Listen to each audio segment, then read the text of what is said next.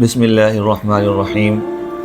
ایک انسان پر اللہ تبارک و تعالیٰ کے جو احکام متعلق ہیں وہ دو قسم پر ہیں۔ ایک قسم احکام کی وہ ہے کہ جو اللہ تبارک و تعالیٰ کی ذات سے متعلق ہے، یعنی اللہ تبارک و تعالیٰ کی عبادت کرنا، اللہ تبارک و تعالیٰ کے ساتھ کسی کو شریک نہ کرنا، نماز پڑھنا، روزے رکھنا، اور یہ پوری کی پوری تفصیل ہے۔ دوسری قسم احکام کی وہ ہے کہ ایک بندے پر اللہ تبارک و تعالیٰ کی مخلوق کے کچھ احکام ہیں، یعنی ایک مرد پر اللہ تعالیٰ کے جو احکامات ہیں وہ یہ ہیں کہ آپ نے اپنے فیملی کا خیال رکھنا ہے، بچوں کا خیال رکھنا ہے، بیوی کا خیال رکھنا ہے، والدین کا خیال رکھنا ہے، اپنے پڑوسیوں کا خیال رکھنا ہے۔ تو دوسری قسم کے جو احکام ہیں ان کو حقوق العباد کہا جاتا ہے، اور جو اللہ تبارک و تعالیٰ کی ذات کے ساتھ متعلق ہیں انہیں حقوق اللہ کہتے ہیں۔ تو ٹوٹل جو انسان کے اوپر اللہ تبارک و تعالیٰ کے احکامات متوجہ ہوتے ہیں، ہم یوں کہہ سکتے ہیں کہ وہ دو قسم پر ہیں۔ پہلی قسم حقوق اللہ کہلاتی ہے اور دوسری قسم حقوق العباد کہلاتی ہے۔ ان دونوں قسموں میں سے جو دوسری قسم ہے یعنی حقوق العباد ہے، وہ بعض اعتبار سے حقوق اللہ سے بھی زیادہ سخت ہے اور اہم ہے، اس لیے کہ اگر ایک انسان سے دنیا میں رہتے ہوئے اللہ تبارک و تعالیٰ کے احکامات جو ہیں، اللہ تعالیٰ کے جو حقوق ہیں، اگر ان کی کچھ خلاف ورزی ہو جائے، بندہ ان کو ٹھیک سے نہ ادا کر پائے، تو وہ اللہ تبارک و تعالیٰ سے توبہ کرے گا، اللہ تبارک و تعالیٰ سے معافی مانگے گا تو اللہ تبارک و تعالیٰ اس کو معاف فرما دیں گے۔ لیکن ایک بندہ جب اللہ تبارک و تعالیٰ کے جو دوسری قسم کے احکام ہیں یعنی حقوق العباد، اگر ان کو ٹھیک طریقے سے ادا نہیں کرے گا اور ان کا خیال نہیں کرے گا اور اس میں کوئی حق تلفی کرے گا اور وہ اللہ تبارک و تعالیٰ سے معافی مانگے گا، تو اللہ تبارک و تعالیٰ اس کو اس وقت تک معاف نہیں فرمائیں گے جب تک کہ بندہ خود ان بندوں سے جو ہے وہ توبہ نہ، ان سے سوری نہ کر لے اور ان سے معذرت نہ کر لے۔ حقوق العباد کی ایک پوری تفصیل ہے۔ حقوق العباد میں سب سے پیورٹی پر جو حقوق آتے ہیں ایک انسان پر، وہ انسان کے اوپر والدین کے حقوق ہیں۔ چنانچہ اللہ تبارک و تعالیٰ نے قرآن کریم میں مختلف جگہوں پر، مختلف مقامات پر اللہ تبارک و تعالیٰ نے والدین کے حقوق بیان فرمائے۔ ایک جگہ اللہ تبارک و تعالیٰ نے قرآن کریم میں فرمایا سورۃ النساء کے اندر، وَاعْبُدُوا اللَّهَ وَلَا تُشْرِكُوا بِهِ شَيْئًا وَبِالْوَالِدَيْنِ إِحْسَانًا، کہ اللہ تبارک و تعالیٰ تمہیں حکم دیتے ہیں کہ تم اللہ تبارک و تعالیٰ کی عبادت کرو اور اللہ تعالیٰ کے ساتھ کسی کو شریک نہ ٹھہراؤ اور والدین کے ساتھ حسن سلوک کا معاملہ کرو۔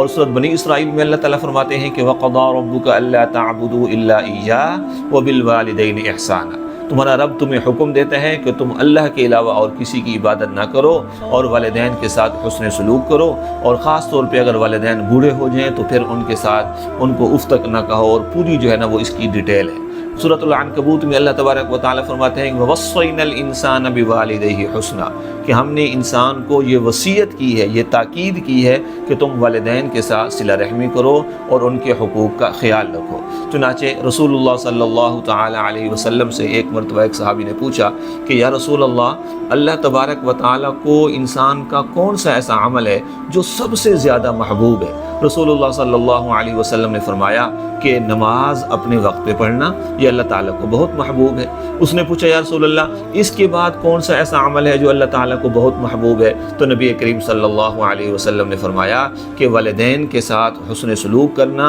ان کا خیال رکھنا، یہ اللہ تبارک و تعالیٰ کو بہت زیادہ محبوب ہے اور اللہ تبارک و تعالیٰ کو بہت زیادہ پسند ہے۔ تو انسان جو ہے والدین کے حقوق کا وہ کس طرح خیال رکھے گا؟ اگر والدین زندہ ہیں تو انسان اس کا خیال یہ ہے کہ ان کو ان کی خدمت کرے، ان کے ساتھ مشاورت کرے اور ان کی جانی خدمت کرے، ان کی مالی خدمت کرے، یعنی مالی طور پر ان کو ہدیہ بھیجے، اور جانی طور پر اگر انسان اپنے والدین کے ساتھ رہتا ہے تو ان کے پاؤں دبانا، ان کا سر دبانا اور اپنے معاملات ان کے ساتھ شیئر کرنا، ان سے رہنمائی لینا، اگرچہ وہ بوڑھے کیوں نہ ہوں، لیکن جب انسان ان کے ساتھ مشورہ کرے گا، اگرچہ وہ اس کی کوئی ہو سکتا ہے کہ انسان جس چیز میں مشورہ کر رہا ہو اس میں اس کو اپنے والدین کے ساتھ مشورہ کرنے کی ضرورت نہ ہو، لیکن پھر بھی جب وہ اپنے معاملات والدین کے ساتھ شیئر کرتا ہے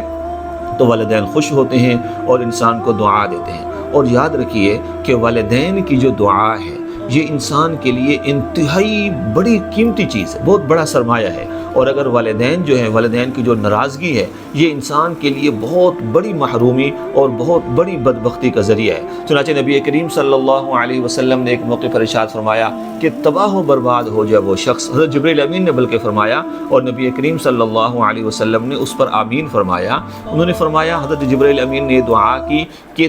یا رسول اللہ تباہ و برباد ہو جائے وہ شخص کہ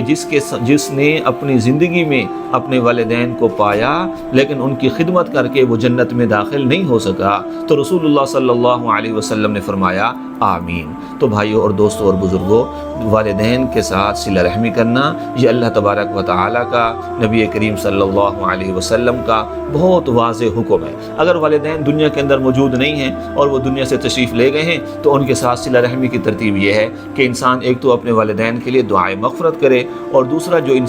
جو والد کے جو رشتہ دار ہیں، یعنی انسان کے چچا ہیں، پھوپھیاں ہیں، ان کے ساتھ صلہ رحمی کرنا یہ بھی والدین کے ساتھ صلہ رحمی ہے۔ اور والدہ کے ساتھ صلہ رحمی یہ ہے کہ والدہ اگر موجود ہیں تو ان کی بھی جانی اور مالی خدمت کرنا۔ نبی کریم صلی اللہ علیہ وسلم سے